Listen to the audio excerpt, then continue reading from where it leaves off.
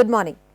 Welcome to this course on understanding and reducing greenhouse gas emissions with a focus on scope 1 and 2 emission reduction through building design and construction, and we are in the week 1 of this course, and today is the last lecture of this particular week. Now, what we have done so far in this particular week is we have tried to understand why at all are we going to talk about GHG emissions. We haven't really started talking about greenhouse gas emissions, but why at all are we discussing and where did it all start is what we have been discussing about. So, quickly giving you a recap, we started talking about sustainable development. There was a lot of discussion on sustainable development, and scientists and researchers also started to talk about climate change as early as 1800s, and that was an after effect of industrial revolution. Now, this is established that there is climate change, and we also saw that how do we really determine whether climate change is for real and what are the indicators through which we would know that whether climate change is really happening or not. And after that we also saw that how climate change is going to affect the overall sustainable development, where all are the interrelations between the environmental aspects, the economical aspects, the social aspects, climate change, and hence we were looking at the Agenda 21, MDGs, SDGs, and then specially focusing on the climate, the goal 13, goal 14 of sustainable development goals, which are specifically talking about climate action and the impact of this climate change on aquatic life and all others.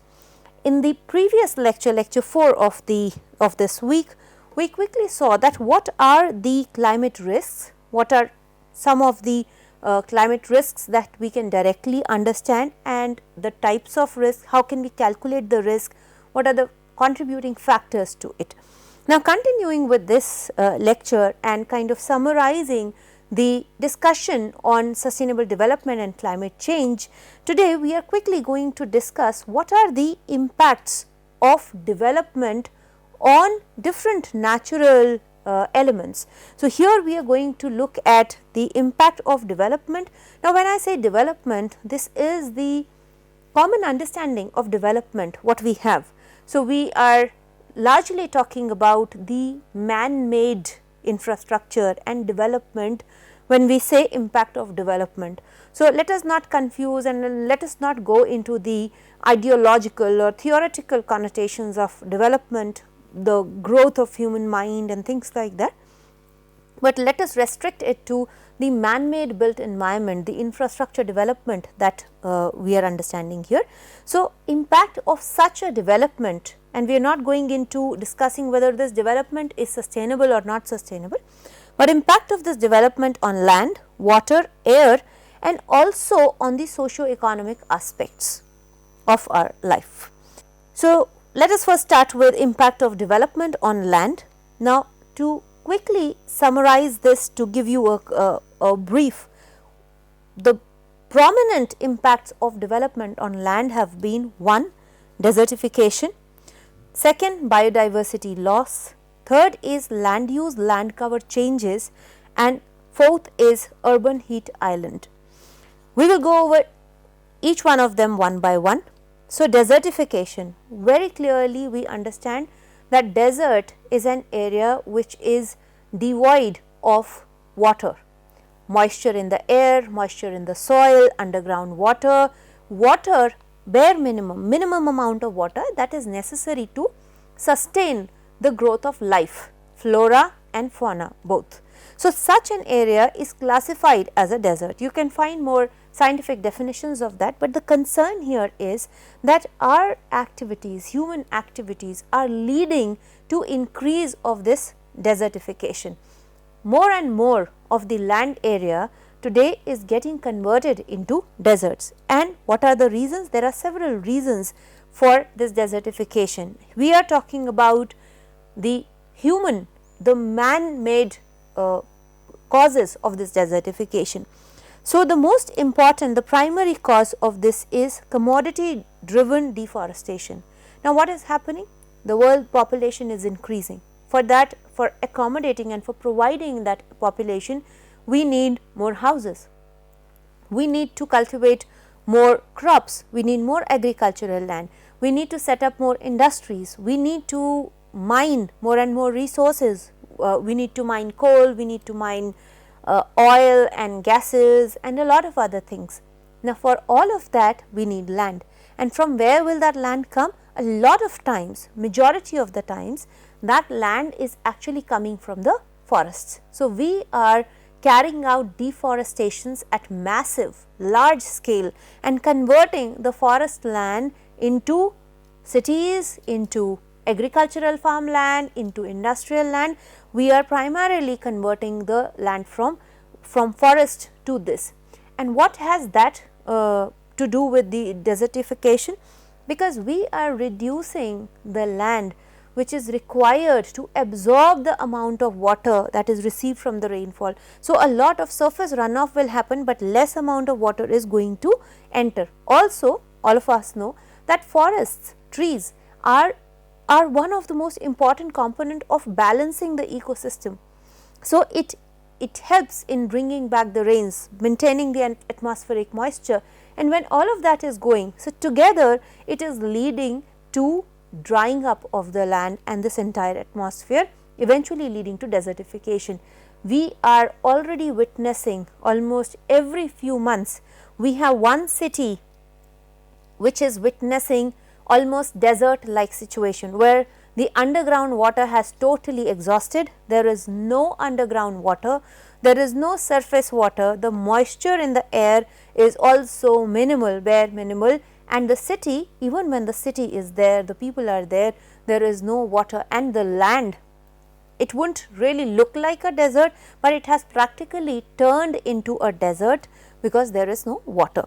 So, this is commodity driven deforestation, wrong forestry practices, shifting agriculture, which is what I just mentioned, urbanization, and also wildfires. This is one reason where some natural forces are also causing the desertification to happen. So, it is not always man-made, but largely the drivers are man-made and some are natural, such as wildfires, but that is again because of climate change, and we have already seen that this is also happening because of the rising temperatures, of reducing humidity in certain areas and increasing humidity in the other areas. So, together all these are causing desertification to increase. The next impact on land of this development is biodiversity loss, and when we say biodiversity loss, we are implying the decline in the number, the variety, the variability and the variety of species and the biological communities in this particular given area. So, we are talking about extinction of species, we are talking about endangerment of the species. This is biodiversity loss. So, all of us must have heard and read about a lot of animal and plant species which have actually become extinct within our own lifespan. A lot of other species, animal, flora and fauna species, they are on the verge of becoming extinct, they are endangered, and this is precisely what we are talking as biodiversity loss. There are several repercussions of this biodiversity loss. There is a lot of ecological imbalance that will eventually happen, and this is also because of our wrongdoings, unsustainable development, so to say. And the reasons for that, primary reasons, is habitat loss. So, we have, when we cut the jungles, when we continue with deforestation, we are actually eating up, we are taking away the habitat of a lot of this flora and fauna, and so they cease to exist. They cannot adapt immediately to the changed surroundings. Some animals would do, for example, monkeys. They have adapted themselves well even in the urban areas, in the urbanized areas, built areas, but a lot of species would not be able to survive, adapt, and hence gradually their numbers will come down, they will decrease, and they will be pushed to a point where they will become endangered or on the verge of extinction. So, we are eating up on their habitats. Second, invasive species. We are modifying the habitat, and hence one species, because there is loss of the original habitat, that species to survive will enter into the other habitat and it will take over. So, this species, which might be a stronger one, will sustain, will survive, but the others will be at the verge of endangerment or extinction. That is where the invasive. So, these are related parameters, but invasive species is where due to habitat loss in one area, some species, a strong species, moves to another area and captures it, overpowers that area. Over exploitation of resources, especially the habitat. So, that is another thing which drives these animals away. We are talking about pollution, adding substances which may be harmful to these animals for flora and fauna is a common driver for biodiversity loss. And then we also have climate change associated with global warming. So, this we have already seen, there are certain animal fish species which cannot survive outside a given range of temperatures. So, if the temperatures become too high or the temperatures become too less, it becomes very cold, either ways in the extremes these animals will not be able to survive. Adaptation is not a quick process, while it happens commonly in nature, but it does not happen immediately. It takes hundreds and thousands of years for one species to adapt and evolve accordingly, according to the changing context. But climate change is associated with the biodiversity loss. One more driver which is within overexploitation is that besides habitat loss, we also carry out habitat destruction or fragmentation. So, for example, there was a huge jungle and through it we have created a highway. So, we might be adding the crossover bridges for the animals to cross, or bridges under the highway to allow the species to connect and to continue to integrate that area. But often what happens is that infrastructure projects like this, the highways, would have divided a larger habitat into two smaller parts. For example, a lion would require some 300 square kilometer as its territory. Now, when we have cut this territory into two halves by passing a highway through it, the lion is actually dependent only on one half of the territory. It will not go to the other half of the territory, and so for its food and its own survival, it has a smaller area to thrive on, to survive on, and that often gradually will lead to a decline in its population, in its health and in its well-being. So, overall these are the drivers which will lead us to biodiversity loss. Now, again for the reasons for biodiversity loss, they can be two: one, natural, but here we are largely focused on human driven biodiversity loss, which is what we have seen, but there are other reasons, for example, floods, volcanic eruptions, wildfires, and we have seen examples. There was a terrible wildfire in Australia and a large population of kangaroos was wiped, but since it was a thriving population, it could be revived and it could be saved from becoming endangered. But a lot of such extreme climate events or disruptions can also be one of the reasons for biodiversity loss, but here we are looking at the impact of development on land, and human driven biodiversity loss is a major concern. Next, we are talking about land use, land cover change. Now, if we look at this particular graphic right now, so this tells us that if the entire land surface of the earth was to be divided in or to be represented in the area that it covers for a specific use, we would see that built area is actually not very large. If you look at this, this is the built up area, which is approximately 1%. It covers all villages, towns, cities, infrastructure, everything. It is not very high right now, but it is growing at a very alarming pace. One, that. Two, we have 7% of cropland, and more than that is this 27% of the livestock. Now, this, when we are saying livestock, it is the area that is required for meat and dairy production, for grazing, for growing crops, only for feeding the animals, and this is a huge area. Look at this area. So, we need lesser area for growing crops for human consumption, and we need way larger an area for growing for supporting the meat and dairy production.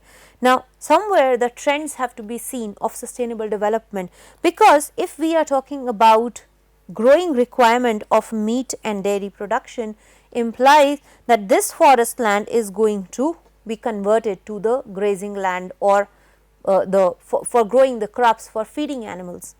Now, the area that we are seeing here under the forest is comparatively, here we are talking about only 26% of the forests being there, which is significantly lesser area. We have a lot of land which is barren.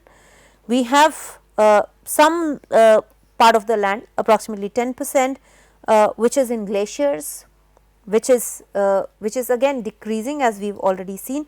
So, what we have to actually see is that we have to maintain an optimal balance of this land use, land cover. It is changing rapidly. As I said, built up area is increasing rapidly, the area required for livestock is increasing, the area required for cropland is increasing, and all of this area is actually going to go from the forested area.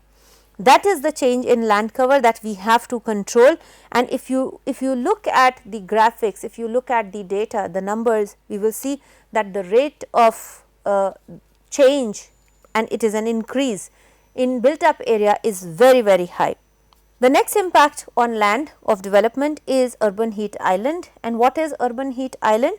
Urban heat island is actually the rise in temperature above the central business district or the constructed part of the city, where the air temperatures increase, and that is because the hard surfaces of the built up area of the urban area, during the daytime they absorb a lot of heat, the solar radiation, and then they re-radiate it during the night when the atmospheric temperature is slightly cooler than the surface temperature of this hard surface, and then it re-radiates. So, there is a trap of heat in this area, and this is primarily because of the hard surfaces that are there, and this is a common phenomena which you might have experienced commonly, that when you move from a city area to a suburban area. So, this is where there are less hard surfaces, there are more green areas, there are more trees, and these trees and green areas, even the barren land, they do not absorb a lot of heat. Trees, when the sunlight falls on it, it absorbs the heat and light and converts it into different forms of energy. It does not re-radiate it back, and that is why during the night the suburban areas are much cooler than the central business districts of the urban areas, and that is what we are knowing as urban heat island, and it has a lot of further repercussions. Now, what happens? The city is becoming hotter, implies we need to provide for cooling more than usual, because the atmospheric temperature is higher, which further implies that there is more air pollution. Everywhere if we have to go, we would require either personal transport or public transport of good quality.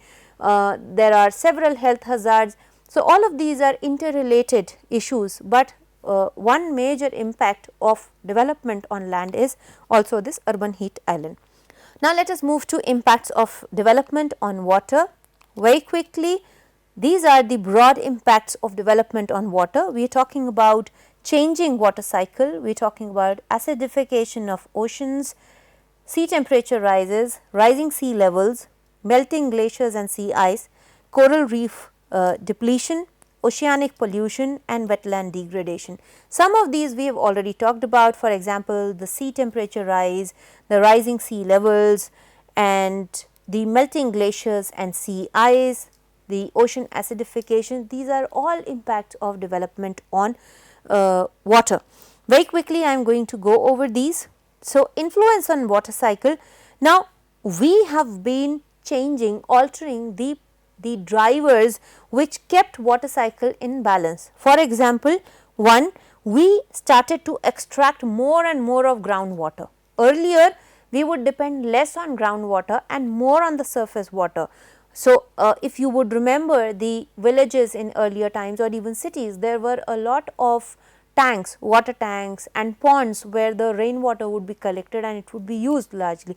Only for drinking would people be depending upon groundwater, and almost all of the rainwater which would be falling in an area would be harvested in the form of these ponds or recharge wells or tanks, the talabs and bawdis that we would have earlier. So, no rainwater would actually be running off to the streams, very less amount of that would actually be running. Now, what we have done? We are extracting groundwater at an alarmingly high pace. So, we are drinking up, we are drying up the groundwater. 2, we are not allowing the groundwater to be recharged, because we have reduced the green cover, we have hard paved the cities, the built up areas. We also do not have a lot of space for rainwater harvesting like ponds and all, we are covering them up. So, water is not allowed to stay and then gradually recharge the groundwater table. The water is now flowing into streams. So, the streams are becoming swelled up during the monsoon season. So, what has it done? It has reduced the level of groundwater, it has increased the stream flow in especially in the monsoon season, but other times we have a lack of water. Now, this stream also is being added with the sewage, which is sometimes and a lot of times in our context not treated wastewater. So, this water, the stream water, which otherwise should have been fresh water through rains or other things, is now getting contaminated too, and so we cannot use this water. This water is available, but it is a waste.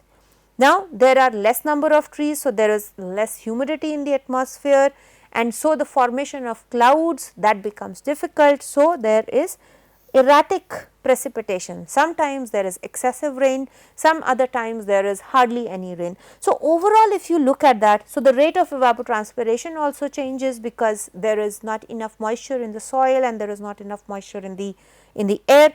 So, overall if you see, we have literally disturbed the entire thing, and there are several places where we have influence, for example, cutting down on trees, paving, hard paving the entire areas, covering up the low lying areas, not allowing water to percolate down to the ground.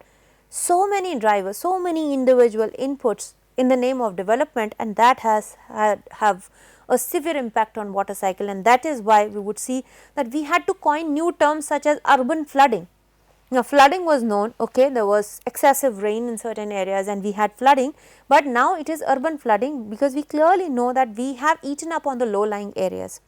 We have taken up all those areas, so water will come whenever there will be rains, the water will flow to the low lying area and it will flood that area. So, this is a new term, urban flooding, that is because of altering the water cycle, and this is because of the development. So, these are the impacts that we have on water cycle. Ocean acidification, we very clearly know that it is the absorption of carbon dioxide fundamentally changing the chemistry of the ocean, and this is by triggering several chemical reactions that eventually makes the seawater more acidic. This is sea acidification and it has impact on shellfish, corals and other calcifers. So, eventually what we are looking at is we are looking at dying coral reef. So, which is what is another impact of development on water. We have already seen that sea temperature rise, and historically the historic data clearly tells us that there has been a significant rise in the sea temperatures, and this is alarming. If it rises by 2 degrees centigrade, almost entire aquatic life will be dead and we will have dead oceans. I have said that earlier and I am reiterating that, and because of acidification and sea level, the rise in the temperature of the sea, what we have is we have dying coral reefs. They are vital for sustaining the aquatic ecosystem, the marine ecosystem, and also they protect our shores. Unfortunately, the coral reefs, a lot of coral reefs are dying, and you must search for these terminology, you must read more about it, and you would find disheartening stories that what are we doing to our natural environment. We have already talked about melting glaciers, and I look at this particular picture here. The snow cover was somewhere here, the glacier was almost here, this is the line which I am drawing, and it has receded. This must be some 10 odd kilometers that we are seeing in at this scale. This is with almost all the glaciers across the world. Irrespective of their geographic location, almost all glaciers have receded by hundreds of square kilometers, and that is a reality. So, several Google Earth imageries will clearly tell us that how this ice cover, these glaciers, they have been shrinking, they have been reducing, and where is all that water going? We have already discussed that it is going to the sea, and the sea levels are continuing to rise, and thereby pushing the coastal population, making the coastal population vulnerable to the climate change. The next impact of development on water is this oceanic pollution. Again, you would find a lot of documentaries on how oceans are being polluted, especially by plastic. So, this plastic which we are using commonly in our everyday uses, single use plastic, which a lot of tons of waste get generated in almost every part of the world, and the easiest and the cheapest way to get rid of that waste is to dump it in the deep ocean, and there it is entering the aquatic life. It is sometimes coming back to the food chain, into the human food chain, and it is impacting our lives too, but this has impacted negatively our oceans like anything.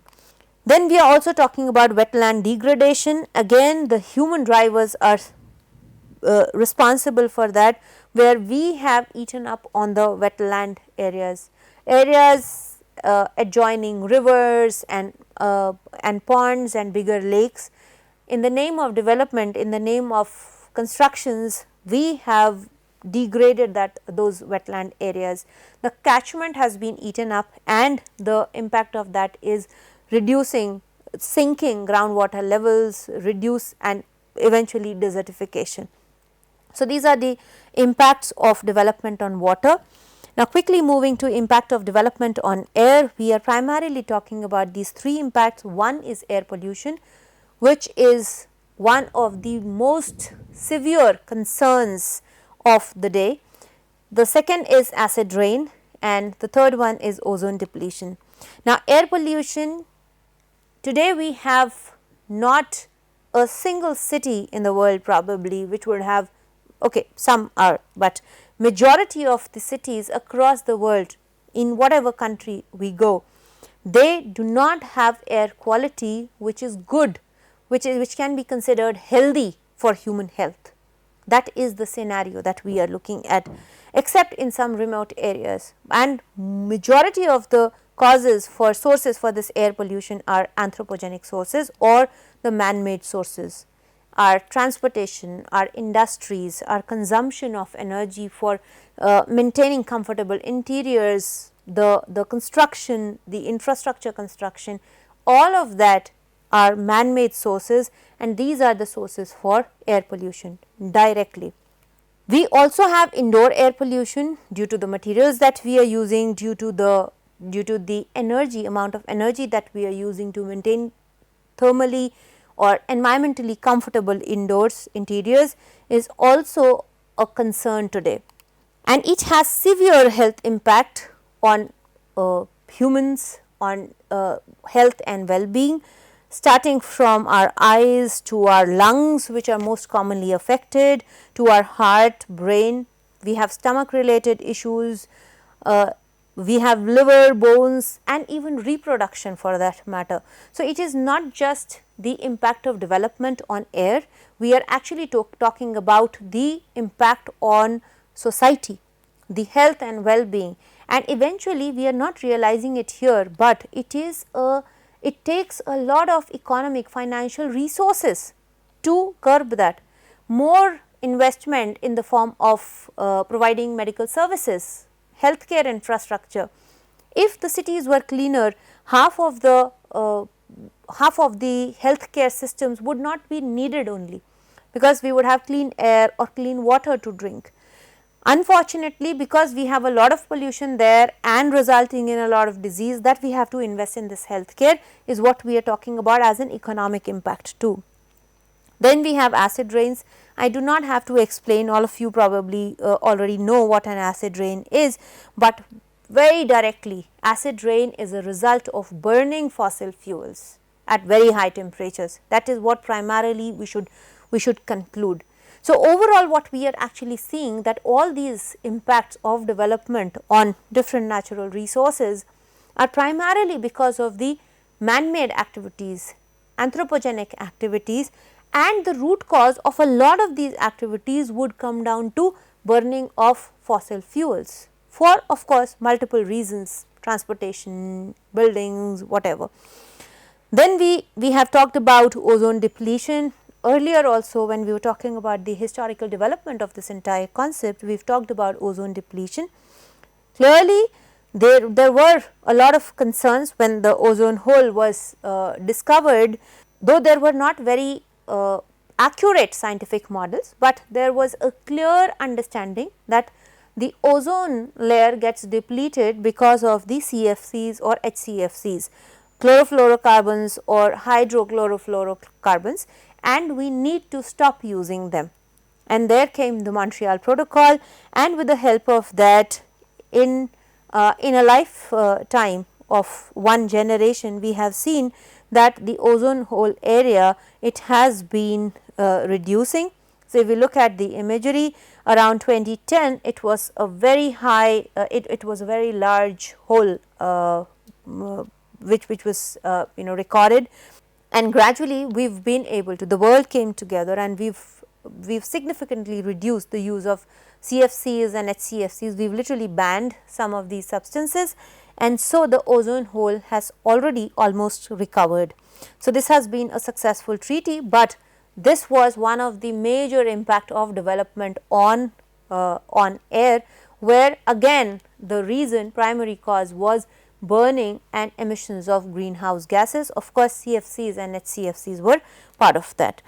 Then we come to the last part of this particular lecture, which is socio-economic impacts of development. Now, there are a lot of socio-economic impacts. The urbanization leads us to a lot of psychological and social problems. For example, isolation, loneliness. How our cities are being designed, how our urban areas are being designed, also determines how psychologically healthy the communities living there are going to be. So, the scale of the city, the design of the city determines that. If we are looking at socio-economic impact of climate change and of development, we are talking about, for example, shrinking productivity of harvest, which implies that there is going to be an increase in the price of all these commodities, food, the basic food stuff, the cost of affording a basic lifestyle will increase, and it will have huge economic repercussions and social repercussions. For example, there could be wars to gain access over certain resources. We have seen, and a lot of scientists suggest that the next world war would actually be fought on water, because we are not taking care of a resource as essential as water. So, there could be more wars to gain access to limited resources. There could be diseases. We have already seen the COVID pandemic across the world. There will be more and more such diseases which will be there, and this is directly due to the unsustainable development that we are going through.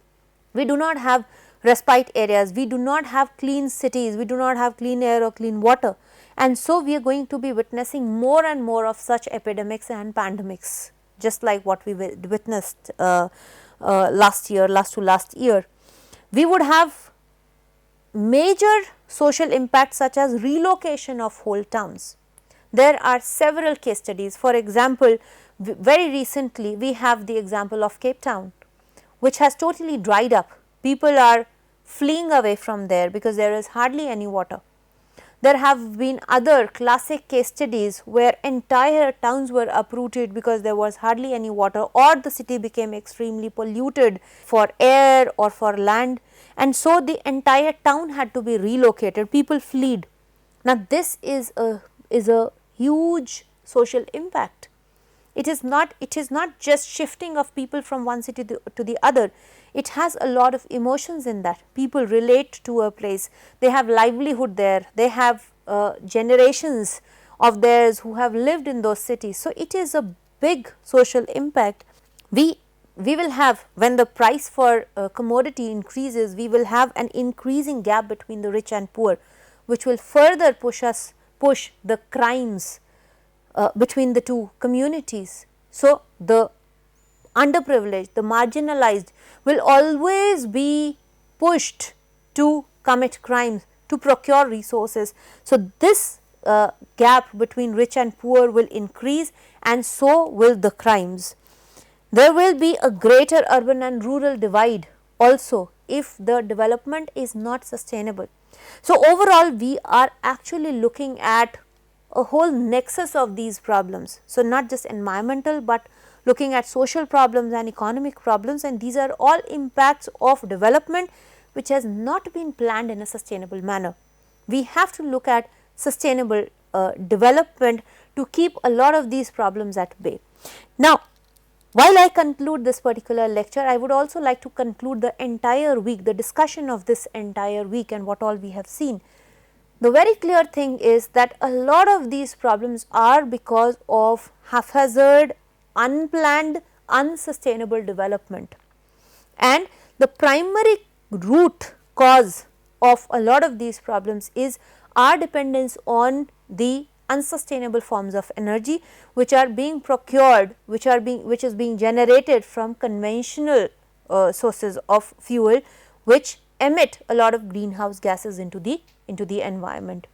So, starting from the discussion about sustainable development, moving on to climate change, climate risks and the impacts of development on different natural resources, we can very clearly conclude that we need to go forward in a sustainable manner, have sustainable development and bring down to close to zero the greenhouse gas emissions. So, this is what the takeaway from this week 1 of the lectures for this ongoing course should be. Thank you very much for joining with me in this course. See you in the next week with a new series of topics continuing this discussion forward. Thank you very much.